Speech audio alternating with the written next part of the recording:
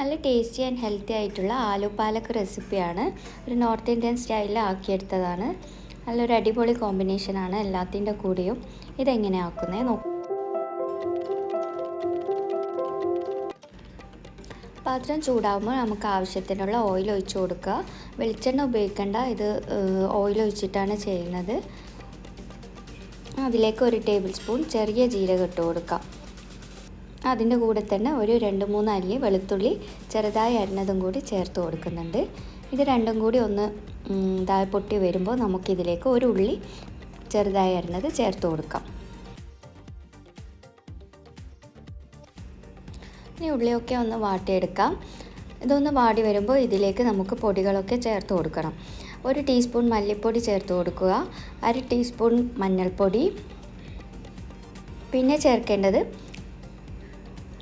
ഒരു 2 ടീസ്പൂൺ മുളക് പൊടിയാണ്. ഇത് മൂന്നും ചേർത്ത് നമുക്കിതൊന്ന് വഴറ്റിയെടുക്കാം. ഇതൊക്കെ ഒന്ന് വാടി വരുമ്പോൾ നമുക്കിതിലേക്ക് ഒരു തക്കാളി അരിഞ്ഞതും കൂടി ചേർത്ത് കൊടുക്കാം. പൊടികളൊക്കെ ആദ്യം ചേർക്കുന്നതാണ് നല്ലത്. തക്കാളി ചേർത്ത് കഴിഞ്ഞാൽ പിന്നെ ആ ഒരു പച്ചമണം പോയി കിട്ടില്ല. തക്കാളി ഒന്ന് വാടി വരുമ്പോൾ നമുക്കൊരു 2-3 ഉരുളക്കിഴങ്ങ് ഇതുപോലെ അരിഞ്ഞത് ചേർത്ത് കൊടുക്കാം. ഇതൊക്കെ ഒന്ന് മിക്സ് ആയതിനു ശേഷം ആവശ്യത്തിനുള്ള വെള്ളവും ഉപ്പും ചേർത്ത് ഇതൊന്ന് നമുക്ക് വേവിച്ചെടുക്കണം. ആദ്യം ഒന്ന് ഈ ഓയിലിൽ തന്നെ ഒന്ന് ഉരുളക്കിഴങ്ങൊക്കെ ഒന്ന് ഫ്രൈ ആയിക്കോട്ടെ. ഒരു 5 മിനിറ്റ് നമുക്ക് അങ്ങനെ തന്നെ ഒന്ന് വാടിയ ശേഷം മാത്രമേ വെള്ളം ഒഴിച്ചൊന്ന് വേവിക്കണ്ടൂ.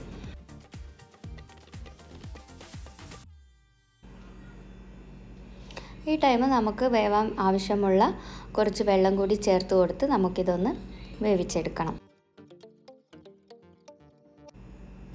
ഈ വീഡിയോ കാണുന്നവർ എൻ്റെ ചാനൽ ഇതുവരെ സബ്സ്ക്രൈബ് ചെയ്തിട്ടില്ലേ, എല്ലാവരും ഒന്ന് സബ്സ്ക്രൈബ് ചെയ്ത് സപ്പോർട്ട് ചെയ്യണേ. ഇപ്പോൾ ഏകദേശം നമ്മുടെ ഉരുളക്കിഴങ്ങൊക്കെ ഒന്ന് വെന്ത് വന്നിട്ടുണ്ട്. ഒരു 10 മിനിറ്റ് വെച്ചിട്ടുള്ള ഒരു 3/4 വേവായാൽ നമുക്കിതിലേക്ക് പാലക്ക് ചേർത്ത് കൊടുക്കണം. അതായത് പച്ചച്ചീര. ഈ ചീര ഒരു കെട്ട് ചീരയാണ്. ഇത് നമുക്കിതിലേക്ക് ചേർത്ത് കൊടുക്കാം. ഇതൊന്ന് മേലെ ഇട്ട് നമുക്കിതൊന്ന് മൂടി വെക്കാം. ചീര ആയതുകൊണ്ട് പെട്ടെന്നൊന്ന് അതിലേക്ക് അലിഞ്ഞു കിട്ടും. ഇപ്പോൾ നമ്മുടെ ചീരയൊക്കെ ഇതിലേക്ക് മിക്സായി വന്നിട്ടുണ്ട്. ഇനി എല്ലാം കൂടി ഒന്ന് മിക്സ് ചെയ്ത് കൊടുക്കാം. നല്ല ടേസ്റ്റിയാണ്, നല്ല ഹെൽത്തി ആയിട്ടുള്ള റെസിപ്പിയാണ്.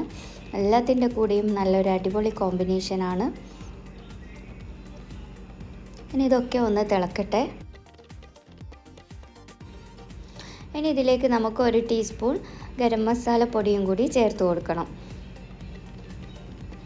ഇനി അവസാനമായി 1 ടീസ്പൂൺ ജീരകപ്പൊടി കൂടി ഞാൻ ചേർത്ത് കൊടുക്കുന്നുണ്ട്. അതൊക്കെ ചേർത്തൊന്ന് മിക്സ് ചെയ്തെടുക്കാം. ഇനി നമുക്ക് ചേർക്കേണ്ടത് കസൂരി മേത്തിയാണ്. കസൂരി മേത്തിയും കൂടി ചേർത്ത് കൊടുത്താൽ നമ്മുടെ കറിയൊക്കെ ഏകദേശം റെഡിയായി. നമ്മുടെ ഒരു നോർത്ത് ഇന്ത്യൻ ഫ്ലേവർ കിട്ടാൻ വേണ്ടിയാണ് നമ്മൾ കസൂരി മേത്തി ചേർക്കുന്നത്. ഇനി അതും കൂടി ചേർത്ത് കൊടുത്ത് നമുക്കൊരു 2 മിനിറ്റും കൂടി ഒന്ന് മൂടി വെച്ച് വേവിച്ചെടുക്കാം. അപ്പോൾ നമ്മുടെ ടേസ്റ്റി ആയിട്ടുള്ള കറി റെഡിയായി വന്നിട്ടുണ്ട്. നല്ല ഹെൽത്തി ആൻഡ് ടേസ്റ്റി ആയിട്ടുള്ള അടിപൊളി കറിയാണ്. പൂരിൻ്റെ കൂടെയും ഒക്കെ നല്ലൊരു അടിപൊളി കോമ്പിനേഷനാണ്. ഇതുവരെ ട്രൈ ചെയ്തിട്ടില്ലെങ്കിൽ എല്ലാവരും ഒന്ന് ട്രൈ ചെയ്ത് നോക്കുക. എല്ലാവരും കമൻസൊക്കെ അറിയിക്കാം. Thank you.